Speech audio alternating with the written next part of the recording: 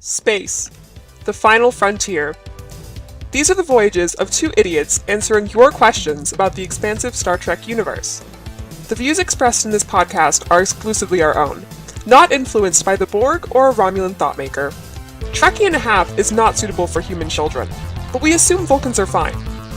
Grab your comm badge and tricorder, jump into Warp 6, and boldly go where no podcast has gone before. Thank you for listening. Live long and prosper.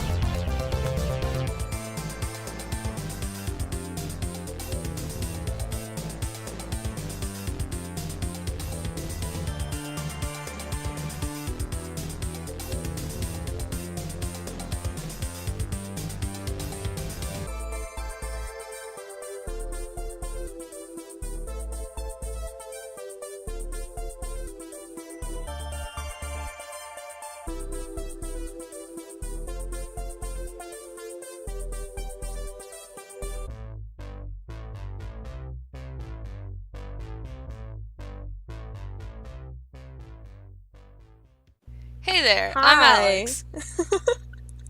Oh, hi, I'm TJ. This is Uh, Trekkie and a half. yeah. So, Alex, talk a little about yourself. So I'm not a huge Star Trek fan like my acquaintance here. I'm just kind of uh I'm a casual fan if you will. I've watched maybe one or two seasons of the original series and almost all of Garrick's episodes in Deep Space Nine. Uh so yeah, that's pretty much my knowledge on the Star Trek universe. Most of it comes from the Wikipedia, and most of it's wrong. That's kind of my whole deal. I My love whole it. MO. What about you, TJ? Hi, I'm TJ. I have watched pretty much every Star Trek series that's available to me on Netflix, and I do read the post-canon books on Deep Space Nine. Like, I have other books with Next Generation, but Deep Space Nine is for real my favorite series, but I also loved, like, Enterprise, Voyager, obviously the original series. I will probably rag on Next Generation a lot, but I do it out of love, and because it's my least favorite. I So, thought I thought Enterprise was your least favorite. they're okay, here's the thing. I would have to say that like they're both on equal playing field for me, but I liked at least they had a dog in Enterprise and they also had like a Vulcan woman. Yeah, but like I will and they had They Dr. had a dog? Phlox. They had a dog in Enterprise. Dude. Yes, they had a dog. What was his name? The name of the dog? Hold on. Yeah. You can't have a dog and not have a Oh name no, it for has a said name. dog. It's Ah, the yes, dog's this is dog number the 3. dog's name is Porthos. Don't ask what happened to dog number 2 and 1. No, it's his name's Porthos. He's Captain Archer's His beagle. name is Porthos? Porthos. He's named after That's one of freaking the adorable. four Musketeers. I love that. Thank you for sharing. So TJ, this is a special day. What is it? Oh yeah, welcome to a new segment that we're gonna use to start off Well, different they're all new segments, episodes. to be They're fair. technically all new segments, so buckle in because you're gonna be in for some special surprises. But this week in Trek, or today in Trek, so this episode is coming out on February 5th, 2018, and on February All 5th, of our episodes are going to be dated, by the way. So, buckle in for that. here's what happened on this day in Trek. David Hilary Hughes died on this day in 1974. Hughes played the Council of Elders member Trefane in the original series episode Errand of Mercy. Interestingly, Hughes, who was 72 years old at the time of his death, apparently only appeared in a grand total of 4 films and TV shows, Star Trek included, during his career. Also, the Enterprise episode Stigma aired on this day in 2003. Scripted by the tandem of Rick Berman and Brandon Braga, the episode was an HIV/AIDS parable in which T'Pol contracts a lethal disease that would immediately make her outcast among her fellow Vulcans if word spread that she'd contracted it. So I Ooh. feel like that really sets the mood. Star Trek is I like that. I really want to watch that episode now. It sounds really You good. should actually. It's good. It's well, I'll probably cry. Enterprise, for all of its faults and for all of the things I don't like about it, which is a lot of things, but I do like it gets really good in the middle before it all like falls apart, and there are certain As do most Star Trek shows, from what I've learned. they're all very good. Like they have good well, all Star Trek series have good like morals and themes and stuff. Lessons. Lessons. And speaking of lessons, Alex, I believe there's something that you wanted to talk about that you were curious about. Oh, I'm very curious about this. So, a little background on this. I am obsessed with ghosts. I believe in them. TJ does not, from what I know. So I was wondering, like, ghosts. Let's go with my belief in this. Ghosts exist in real life, okay? So that means they've got to exist in the future. So is there like a bunch of Victorian age ghosts like that are just tooling around like on Earth, or like is there like just like there's just ghosts on on like starships and stuff? Like are they just tooling around in space like doing their ghosty thing? Can they float out of the ship? Like are there ghosts in space now? Are there ghosts just in the vacuum of space? Are there alien ghosts? Do human ghosts and alien ghosts interact? I have a lot of thoughts on this. Please enlighten me. I don't know if you're gonna like the answer that I'm about to give you, but Please. so the belief in ghosts exists in space. Like they're mentioned many times in many series, just people referring to ghosts. And they're real. No. Well, that's the question Ah. so the thing I like about Star Trek is that a lot of it is like, oh, it's up to you. But a lot of quote unquote ghosts in Star Trek are actually two-dimensional life forms or non-corporeal species. And what exactly is that? So it would be like a non-corporeal species is sort of like it doesn't have a physical form. So that's why it would be confused for a ghost. So it's like, isn't there an original series episode where like a gas or something takes Yes. over the, yeah, so it's like that? Yeah, and then there's an instance where something appeared on the USS Enterprise. This would be the Next Generation, and they possessed people. And there's a Klingon name for a spirit, and that's Jatlin. Yeah, Jatlin. that sounds French. No, it's Klingon. So yeah, I can see why you would get New theory, Klingons are no, French. no, I could see why you'd get mixed up because it's a lot of vowels. J's. Yeah, a lot of J's. So that's the I sort want to of meet a Klingon named Jacques or his name Jacques. is Jean Paul. Oh Yeah. wait, Jean-Luc Picard is a Jean-Luc Picard Klingon. is actually a Klingon, and He got extensive surgery. that has It's a big actually theory. happened. No, that's why I That is said it, actually because that canon that one they can do Cardassian. that. No, And what like they did they to do it all the time. Kira in Oh, speaking of, this show is going to be spoiler heavy for Oh all yeah, of no, the if Star you haven't Treks. seen like watch Star Trek and you're like, wow, this will answer a lot of questions. If you haven't seen it, you're gonna be really kind of confused, but you can still play along. If you like I mean, I'm sci-fi, pretty confused all the time, so if you like sci-fi, if you here's the thing about this podcast, if you're a Star Trek, total Trekkie, total nerd, as am I, then you're going to get a lot of fun out of hearing people talk about it. If and if you're if not, you're a and you're Star like Trek me, dingus, you're just gonna get a lot of laughs out of our one-offs, which I think were pretty then funny. you're But here for the that's comedy and you're here yeah, in Alex's shoes. yeah, exactly. Like Sonic Showers. If you listen to our sample, So I will say that this is our first official episode, so it feels pretty nice. But I will tell you that so when you back to ghosts. back to anyway, back to our space ghost discussion. So this is canon in the original series again. I feel like the original series had a big part to play in just like forming what is and isn't allowed because they definitely had some crazy stuff going on. So Except for, of course, Klingons' designs. there was a family, and all of the women in the family were like plagued by this anaphasic life form, which is another, they don't have a corporeal form, except for when they're like haunting people, like attached to people. So, you know, They whatever. just are. So these entire family, because it was genetic, so they had, you know, it was in their biochemistry.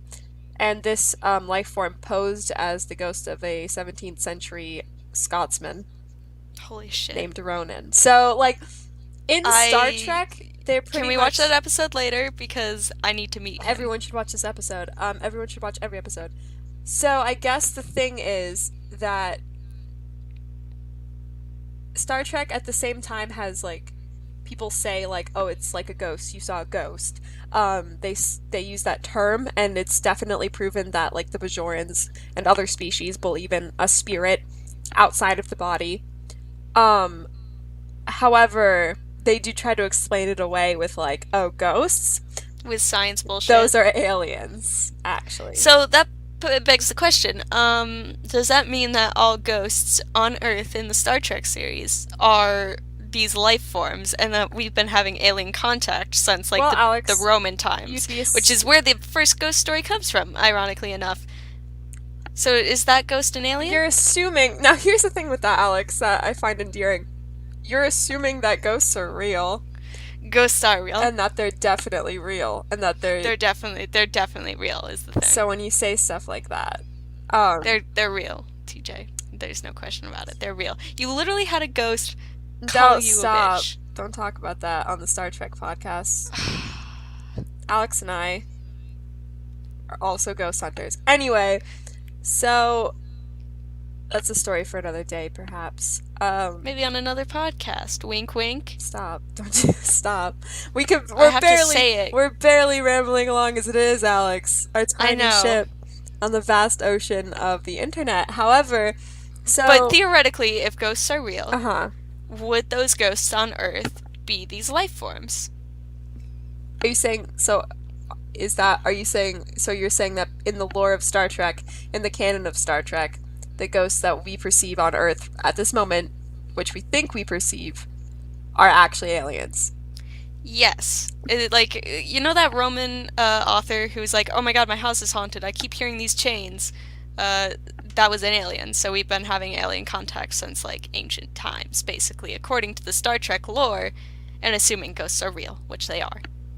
I mean, honestly, I would rather believe that there are aliens, that there are non-corporeal species living on Earth, than I would be to admit that ghosts are actually real, that ghosts are actual spirits of people. So, I mean, If so, in a where's my perfect- personal alien non-corporeal buddy? in a perfect world, yeah. In a perfect world, it's aliens. In a non-perfect world, it's people making stuff up. And in our world, it's just ghosts. Sure. Alex, do you want to answer a question? Yeah, I do want to answer Do a you want to question. answer a Star Trek question?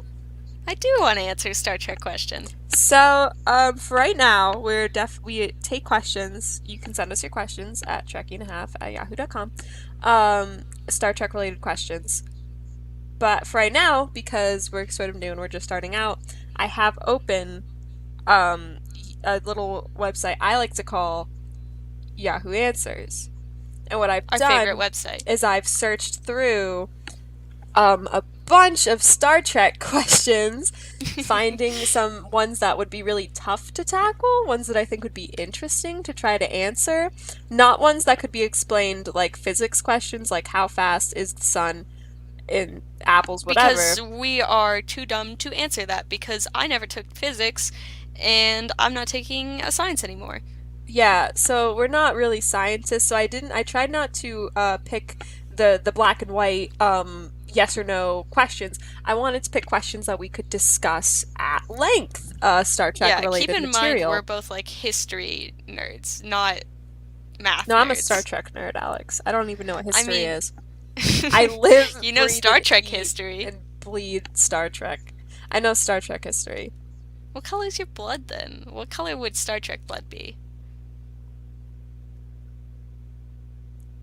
That Radio silence from Radio DJ TJ. Don't call me that. Star Trek colored blood would probably be just space. Just All right, space give me that colored. question. Give me that I have question. yeah, no, you really put me on the spot there. That was horrible. I'm sorry. So I have a question here, Alex. Are you ready? Yeah, I'm so ready. I'm so Put ready. your answering goggles on. They are already prepped and Primed. equipped. Are you in warp? Yeah. I'm so in warp. I'm in warp 100. Oh no. Yeah, my No. organs are melting as we speak, so All right, ready? you might Okay. want to give me this question before I die. Is the world going towards Star Trek style Earth or Blade Runner cyberpunk culture? Oh shit. And the more information is, I'm arguing with a friend, and while I love everything Star Trek, I honestly think Star Trek's view of Earth a bit too much of a utopia to be realistic. Although now it's supposed to be no, although I now they were in different time eras, I think movies like Blade Runner shows a more comparable example of where we are headed. Technology being completely infused with culture, including the street and crime, which today is getting worse in the cities, where cyberpunk would start.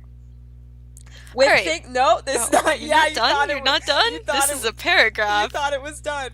With things like cell phone sniffing, tumbling, Excuse me? organ black Excuse me? markets, soon to be cloned organs, cable What? TV signal hijacking, pleasure dolls, Wi-Fi leeching, hacking, cipher brute forcing, GPS, reverse engineering, software privacy, and emulation becoming things everyday unskilled kids are doing, the That's world true. is going more towards Blade Runner than Star Trek.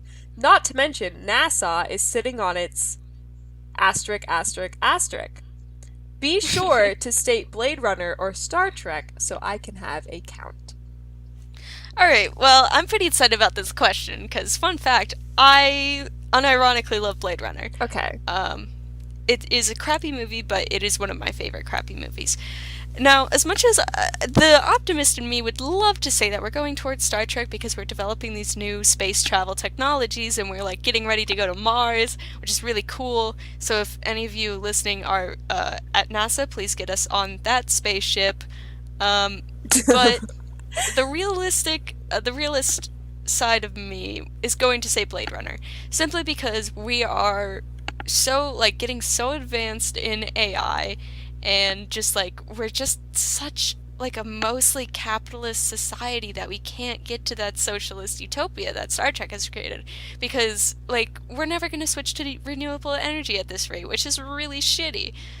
But like that's just how it is. And like with Blade Runner, it's gonna be like this smog-ridden, crime-ridden like sort of arena, because like there's only so much people can deal with until they revolt, and then a new government's gonna be put in, and it's gonna be militaristic. It's not gonna be the fun, happy Star Trek stuff. Plus, I don't really know how replicators work, and I don't, I don't think that's gonna be a very realistic development in any of the coming years. I mean, we have 3D printers, which is pretty cool, but I think Blade Runner has something like that as well. The upside to a Blade Runner future, though, is that flying cars, which is pretty cool, and also robots, AI. I know they're looked down upon and kind of evil, but I mean, come on, the robots with titties. I'm gonna argue, first of all, gross. Second of all, I'm gonna argue with you here. I'm gonna provide a little back and forth. I think we're going towards a Star Trek style future. And I How think come? this because, first of all, as you mentioned earlier, eventually life on Earth is going to get so bad it's going to call for some sort of revolt. We're going to need some sort of replacement. I feel like we're The going to come gentle together. The proletariat gentle rise. proletariat shall rise. And so in Star Trek, the how we get to that society is we're doing bad things, and it's referenced throughout the show like in a non soft way, in a very firm way, how bad the 21st century was, like how horrible and terrible it was before humanity like bettered itself or whatever. And then you have first contact with the Vulcans getting us into the Federation. I think with all this technology we have now, we're actually think about it. Like replicators, you mentioned 3D printers. What is a replicator if not a 3D printer An edible thousands of 3D years in the future? printer. An edible 3D printer. So I feel like you have made a lot of good points, but I think if we pull it together, I think the world is going towards a Star Trek style Earth.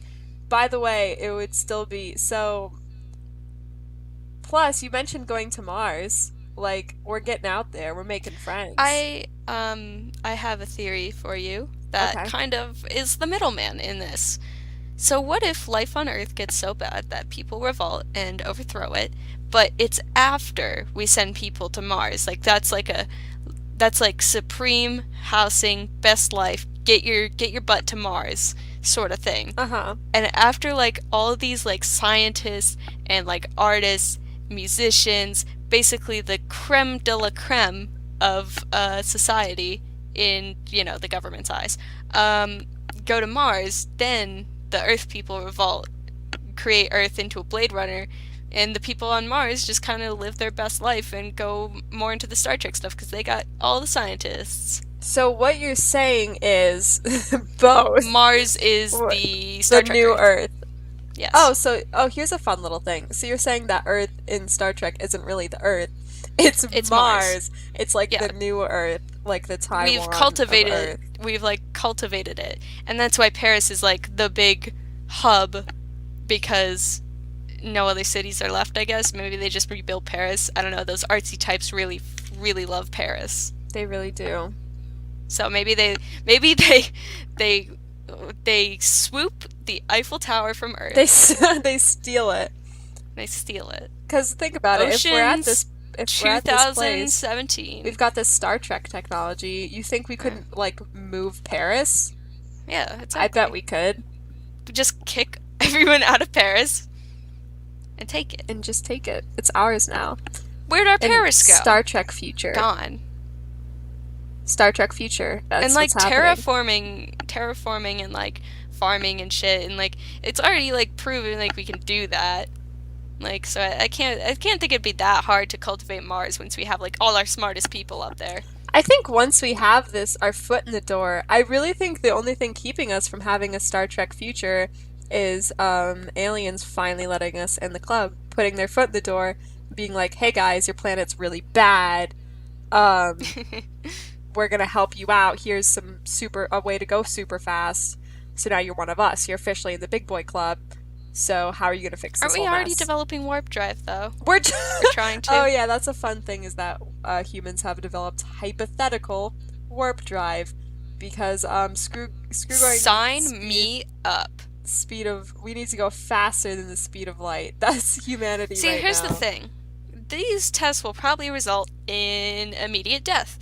But if they don't, I mean, we got warp drive. I'm going to sign up for that mission because on You're gonna one hand, I die, sign up and to then my suffering on test this the mortal warp plane drive. is done.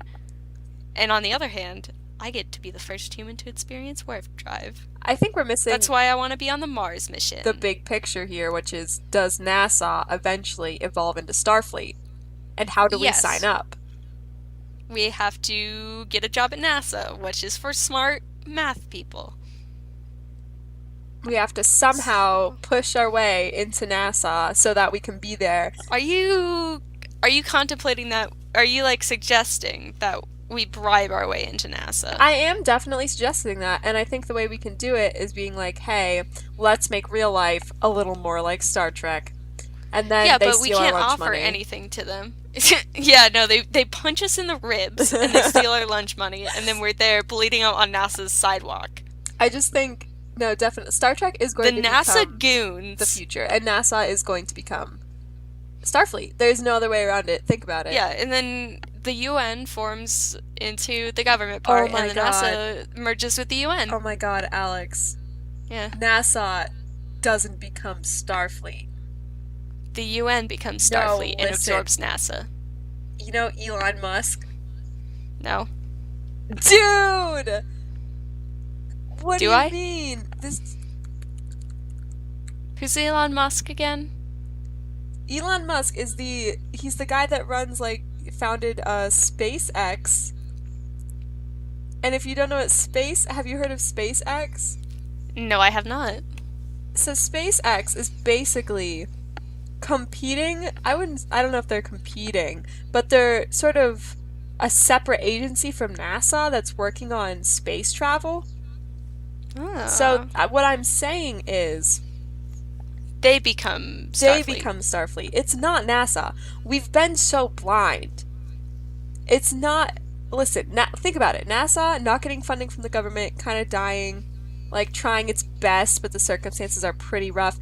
Elon Musk is really sipping through the sweet straw of capitalism. Like, they have money, they have resources. But that just means rich people get Starfleet, and then we don't. Dude, how do you think that? Why do you think everyone in Star Trek is so beautiful? Well dressed? Yes, well dressed. Fuck. Because it's all the rich people. That's what happens. That's why their society is so perfect. They've been capitalists the whole time. Their society is so perfect because that's where they just get, had money. That's where they get their Federation currency for like all the other races. They exploit it from the poor people.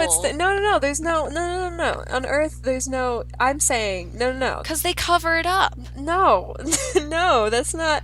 You're missing the point of Star Trek. They put the poor people below they don't. Ground. There's no. No, there's no poor people in Star Trek. Everyone's that's what they want you to think, sort of equal on Earth. Like, see, the thing I like about it is that you have all your space stuff, and they really covered this on, like, I thought it was interesting, in like Deep Space Nine and stuff. But you have, which is my favorite. I think I already mentioned it was my favorite series. Please watch Deep Space Nine if you haven't already. You have your space life. And you have your epic space sci-fi stuff, which is Star Trek. In essence, that's Star Trek. This utopia, but it's still got its problems, but we're working through it. Hope for humanity, that. But then you also have, in Star Trek, Earth, which is a little bit different in the reboot movies. Because in the reboot movies, it's like Yorktown. But it's still anyway. So it's a whole thing. I love Beyond. But other than that, the new movies left a lot to be desired for me. So what I'm saying is, you have your space stuff, but then on Earth, it's like there are restaurants, there's normal people, like it's the same sort of deal. Like nobody looks like impoverished, you know what I mean? But what if there's a reason for that? What if there's an unknown reason for that? They've been hiding it from us. Why are you trying to make Star Trek 'cause upsetting? One, I'm legitimately being upset by, like, real-life Star Trek being for rich people. Two, I don't know, it just seems improbable that they can have such a perfect utopia with no, like, issues and only a few corrupt admirals. Like, it doesn't add up. No. I'd like to imagine human nature as good as I can, but goddamn. The thing about Star Trek that, that I enjoy is we have genetically bred out badness. No, actually, that's illegal. It's illegal to do that. Yeah, it's genetic enhancements are like super illegal. So like Gattaca and Star Trek don't mesh because of that. Yeah. Well, no, here's the thing. Humanity, I think in the Federation even, so just like all across the Federation, because they're afraid of like, once we start to get rid of our flaws, where do we stop? So what about the Romulans and their bone? Because of the fear of the Borg, really. But no, you bring up an interesting point. So if you don't know this, Romulans have that V ridge in their foreheads, and some Romulans have it and some don't, as is shown by like Next Generation, Deep Space Nine, the original series, whatever. So an explanation for that I found very interesting from one of like the writers or someone who worked on Star Trek was that at some point the Romulans did that to themselves, like literally structurally changed the bone, like carved it that way, and eventually it just passed down. Like, I don't think that's how genetics works, but eventually it just passed down from generation to generation. So that's, I think, a little bit different. Maybe it's because they did it before they joined the Federation. That's a good, they're not, hey Alex, the Romulans aren't a part of the Federation. I thought they were, though, in Deep Space Nine at the end of it. Didn't they sign a treaty? No, well, they signed a treaty. That doesn't mean they joined the Federation. Oh. I didn't realize you thought that the Romulans were in the Federation. No, I totally thought they were. Are you serious? Yeah, this entire time. No, they're like enemies. They fight, like, they were literally I know they fight, for, like, but all of I the original assume, series like... and all of Next Generation. it seemed like eventually they get their shit together and they just join the Federation. No, okay, Alex, and what the view that you're expressing to me is actually a very common thing, and I'm going to explain this right now.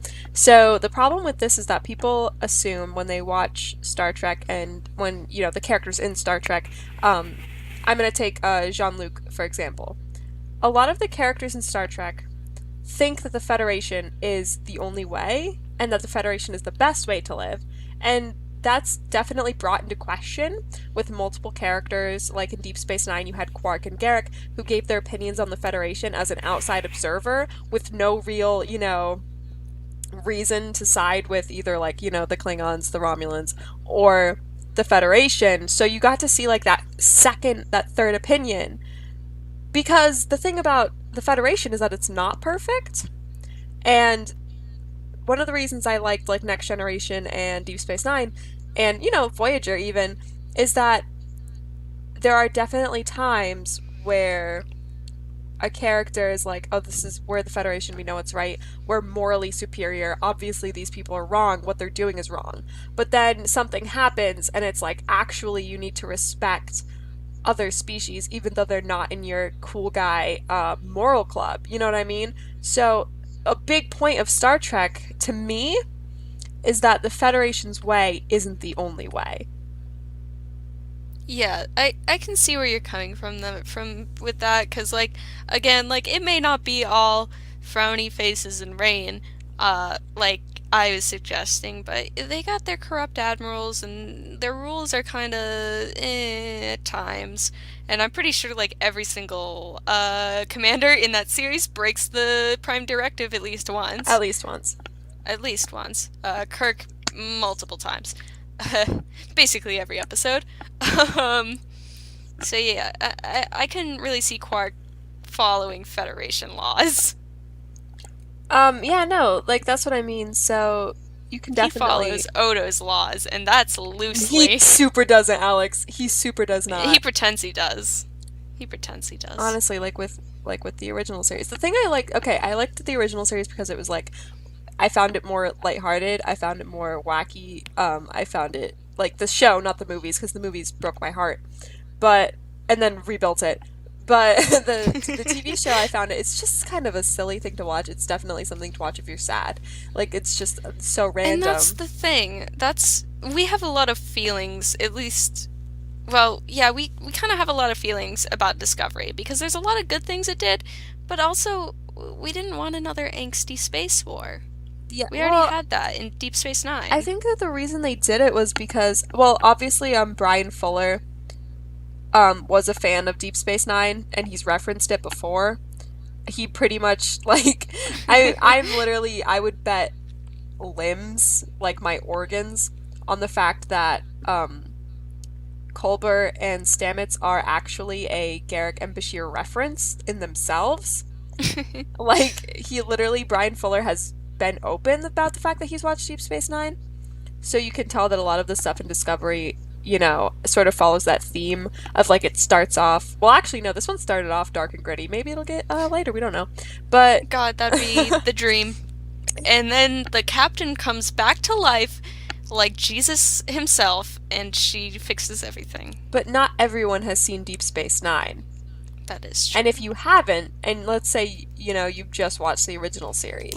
Let's say you're like me, and you've just discovered Star Trek, and you've watched maybe one season of the original series, and your friend calls you up and is like, dude, Deep Space Nine. And you're like, what is that? Yeah, so if you've never watched Deep Space Nine and you're watching Discovery, it would be like, wow, this is actually really original, this is gritty, it's dark, and some people, unfortunately, prefer that in a series. So, I personally don't. I don't like to feel things. Only joy in the TV shows I watch. So, I totally get where Discovery is coming from. I just wish, it has funny parts, too.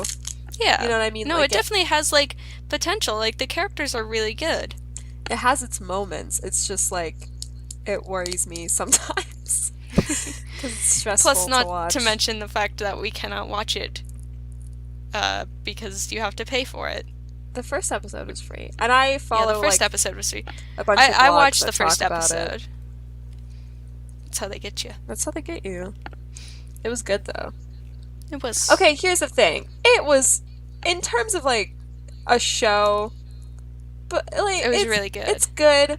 It's really good. In terms of Star Trek, I can't help but feel a little disenfranchised. But I know it Yeah. has its problems, but here's the thing, Alex. Canon gay couple in space. That is true. That was very exciting. And a woman of color is the lead. Yeah, no, so Which is really cool. it's pretty groundbreaking, actually, for a Star Trek show. It really is. I just actually wish it amazing. was free for me to watch. I know you're salty I know. about this. I already have so many subscriptions. I don't have the money for more. Eh. So, how about another question? Yeah, So I think was we our can. answer for that last one? Is The the answer for world- that one is that Mars becomes Star Trek Earth, and regular Earth, Earth Prime, if you will, becomes Blade Runner Earth. That was our consensus, right? That was yeah. I'll agree with that. I think it would be really funny if they were like, "Yeah, this is Earth," and then somebody was like, They're like, "No, "What about that is Earth?" like right over there."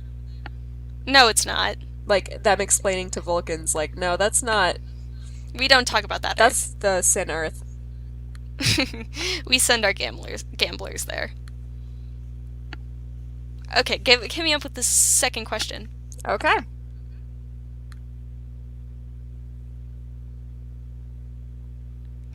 Please. All right, are you ready? Yeah, I mean, hit me up with this question, dude. You can't just be like, you get a question and then like 20 seconds of silence. That's bad podcasting 101. That's true. All right. Things to do at a Star Trek themed party. Oh, Jesus Christ. Let's say you are going to host a Star Trek costume party and invite all the Trekkies you knew to it. What sort of activities / game / whatever would you plan? All right. So, here's my answer to this question. Section 31 Murder Mystery Party. Oh! Oh my Yeah. god, that's really good. And everyone gets like characters, but like they're canon characters. So like Bashir is the detective character basically, and then like Garrick is in there, and like Cisco and like the whole Deep Space Nine crew basically, and Bashir has to figure out, and all the others basically have to figure out who done it. All right, Alex, I love that Yeah. you immediately went to Deep Space Nine because it shows that I've been rubbing off on you as a friend. But Well, I'm that's basically the one that I know the most about. I'm going because to of ask that. you if we could focus this on the original series because Okay, more original people series. are fans of the original series. That is true. We cannot make this a Deep Space Nine podcast. So original series, I think it would do like those basket toss games. Yes. That but with triples. Ooh. Oh, that's cute. You have to get them Yeah. into the little like container things Yeah, like that. and the prize is more McCoy triples. has, and the prize is that you get More 50 triples. more triples. Yeah, and you can't no refunds. I also have another idea, a game of Operation, but it's big and it's like Spock, and you have to dress up as McCoy to do it. I have first of all, that's messed up. Second of all, I have No, like those Halloween parties where you stick your hand in the brain and it's like oh spaghetti. my, that's so gross. You've never done that? No, but like with but this is Spock's And the body eyeballs we're are talking grapes? about. This is a sacred temple. Yeah. And McCoy would not hesitate to do that to him. In a similar vein, hear me out. Mm-hmm. Pin the ears on the Vulcan. Holy shit. Is that Racist? allowed? Pin the ears on the I think Vulcan. it is, simply because this is a Star Trek themed party, and we are not inviting actual Vulcans to it. Yeah, no. However, Yeah, if your yeah. Trekkie friends are really hardcore into role playing and they show up dressed as a Vulcan, you gotta take that poster down. You gotta take that fun game. No, that's the thing. You steal their like latex ears, Oh, holy shit! That's how you make enemies. and TJ. the object of the game is to get them back on without getting like punched in the face. I have another idea. Oh, really? Okay, go. Shoot. Yeah, okay. So, you know those games where you're standing on, like, the pole and you have those big inflatable, like, sticks with the plush balloon things on the end, and you hit each other and you try to knock each other off the pole? Yes. That, but with, like, foam batlets. Oh my god, I didn't even think of like a Batleth Klingon sort of deal. That would And that works actually out for the be people kind who of come epic. dressed up as Klingons.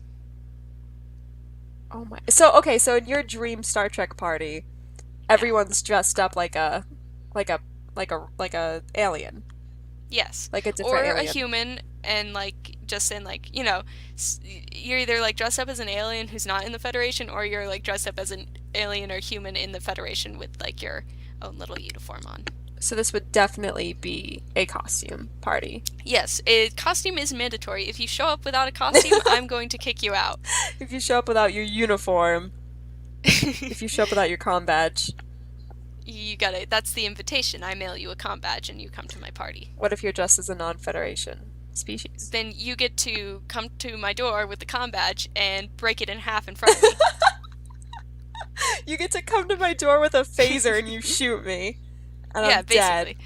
Also, like, you know those little guns with the little sticky dart in it? Yeah, a Nerf gun? Phaser, A freaking yeah, Nerf basically. gun, Alex? Phaser target practice. Oh my god, these are really good. You're doing really well with this. Thank you. I really, I may not know a lot about Star Trek, but I do know a lot about party planning. Let's talk about food. Let's talk Okay, about food. Star Trek themed party food. Okay, party food. Well, obviously you gotta have, like, Romulan ale. Here's what I'm thinking. You So- gotta, but it's not actually Romulan. It's probably like Captain Morgan's, but you just slap a sticker that says Romulan ale on It's it. vodka, but you just put a label that says Romulan ale. Yeah, you label each drink, and you order them in like most legal in the Federation and most illegal in the Federation. I And then just think the more illegal, the stronger it is. a fun thing would be like, oh yes, would you like Canar or blood wine or perhaps some Romulan, like, you know, like if you had And your then all bar- your guests are scandalized because you're in character. So they're like, oh, with the Federation here?